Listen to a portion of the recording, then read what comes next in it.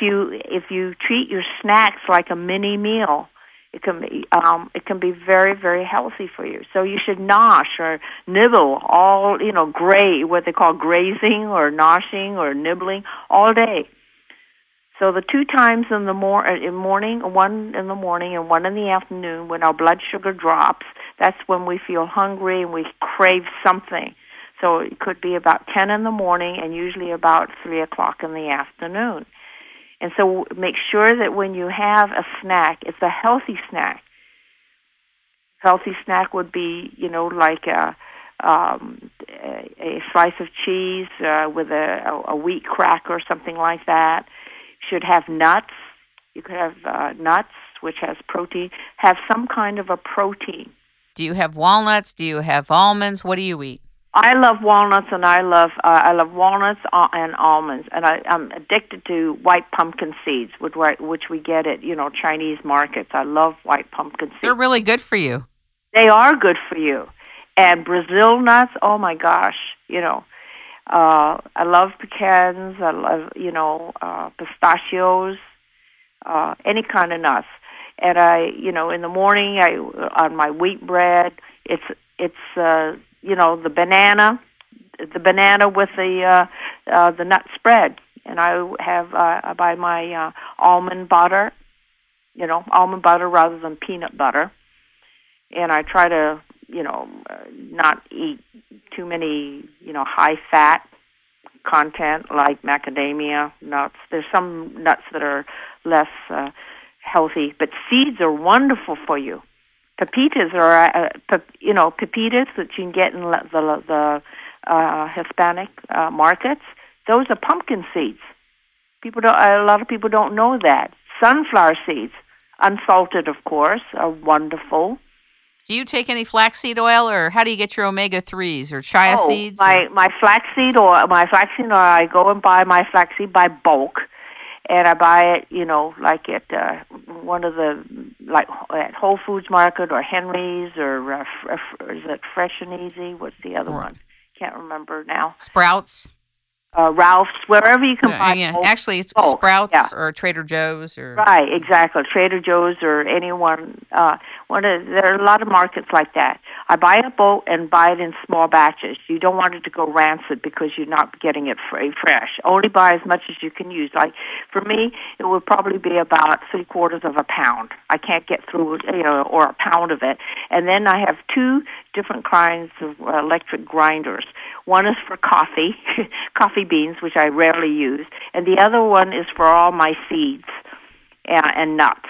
And that one I reserve. It's just like mine happens to be a little, electric coffee, coffee grinder.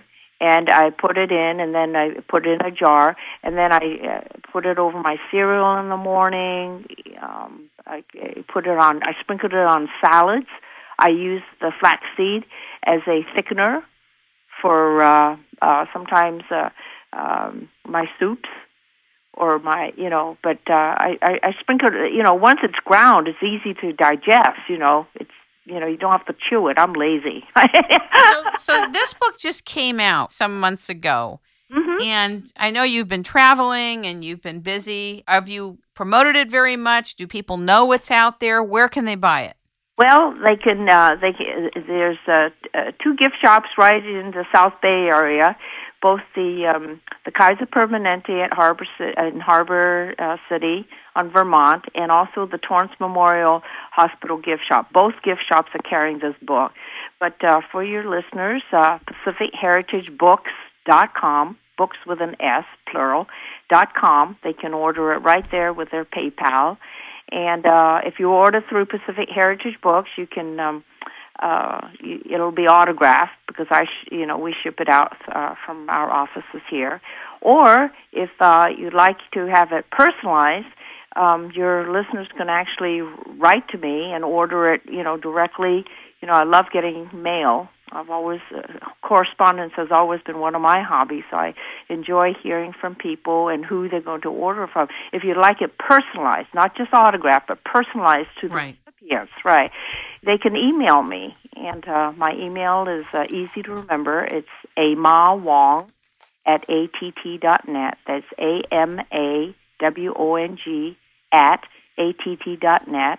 And just write in and say, oh, I need this many books, and you can do it on the credit card and the whole thing, and tell them, okay, I need 6 books, and here are the people who they're going to, and would you write something to them or something? And I'll be so happy to personalize it, because for people you care about and love. I would think it would be a great and very practical gift, whether people have had cancer, have been ill or not. It's a wonderful preventative book.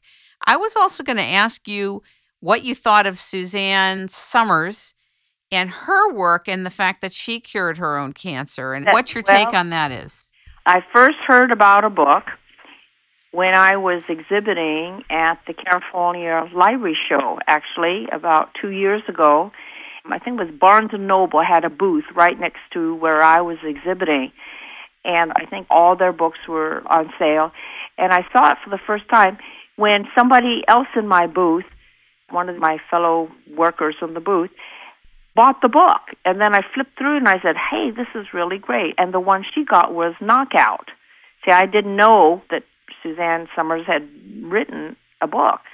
And I read it, and I loved it. When I read books for information, like that one is, I use a highlighter, go through, and I put tabs on it and write stars and places I want.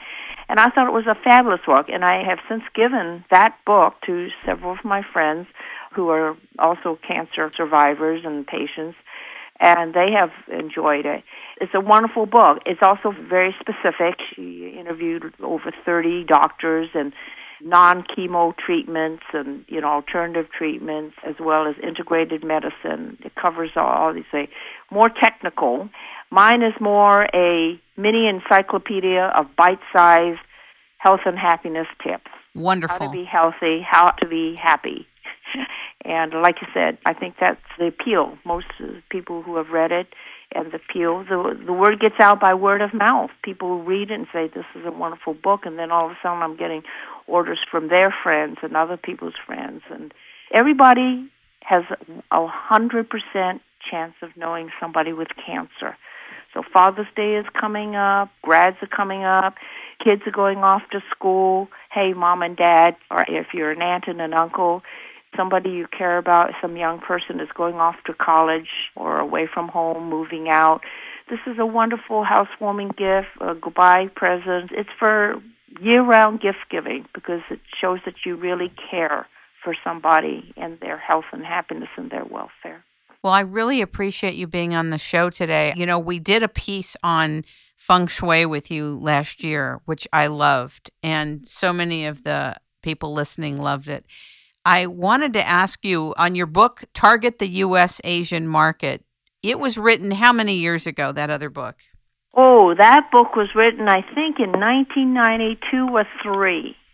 And it was the first book ever written, teaching people sales and marketing strategies, practical guide for working with Asian Americans. Obviously, you wrote it with the intent to help American and Asian businesses. Yeah, my mission statement as an intercultural consultant is bridging cultures for better business between Asians and non-Asians. Well, I think because a lot of people in the U.S. and some other parts of the world are very afraid of China taking over American business and being better and really being poised to be the superpower of the world, I think that while I haven't read that book that you've written, I'd like to read it and then invite you back to talk about the interculturalism, to talk about being Chinese, and to talk about how we may be effective to do business together. Well, thank you. I'd love to do that. There's a lot of things that still apply. I'm still doing a lot of feng shui for the builders in California.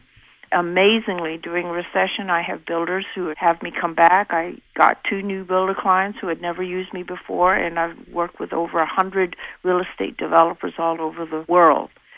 I guess you would call the information and the knowledge there as being evergreen when it comes to working with Asians. Well, it would be wonderful. And why don't you share about the class that you're teaching? On Monday, July the 11th, I'll be teaching a class on feng shui and healing. under the Connecting Mind and Body